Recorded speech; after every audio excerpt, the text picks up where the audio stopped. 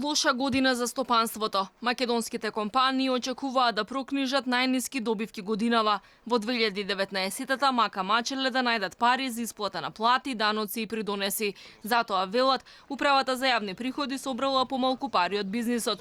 Лошата финансиска состојба на фирмите дополнително се продлабочи и со воведувањето на прогресивниот данок, од кој владата се откажа по само 10 месеци од воведувањето. Компаниите има известни проблеми, особено во делот на одржување на ликвидноста. Тоа ги покажуваат и оние податоци кои што управата за јавни приходи и Министерството за финансии ги има искажано во минатата година, дека компаниите можеби ова е најлошата година во која што најмали добивки имаат прикажано од аспект на прибраните даноци.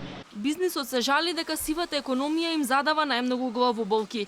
Процентот на фирми кои работат нелегално и не ги плаќаат давачките кон државата се движи од 25 до 40% од стопанството. Управата за јавни приходи тврди дека активно работи на сузбивање на сивата економија. Проектот Мој ДДВ резултирал со пријавени 100 фирми кои не издавале фискални сметки. Сепак, се уште не се знае дали ова е доволно и дали ќе значи дека во државната каса до година ќе се соберат пари од фирмите кои сега не се во системот. Мал сегмент во намалување на сивата економија, исто така и мерката Мој ДДВ.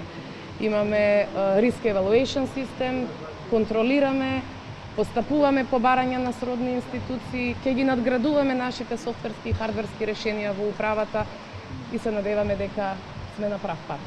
Бизнисмените веќе најавија дека следната година не очекуваат ништо спектакуларно на економски план. Закажаните предвременни парламентарни избори за нив ќе значат застој на економијата во првата половина од годината. Сметаат дека граѓаните и стопанството ќе немаат капацитет во 2020-та да креираат економски раст од 3,8%, колку што се проекциите на владата.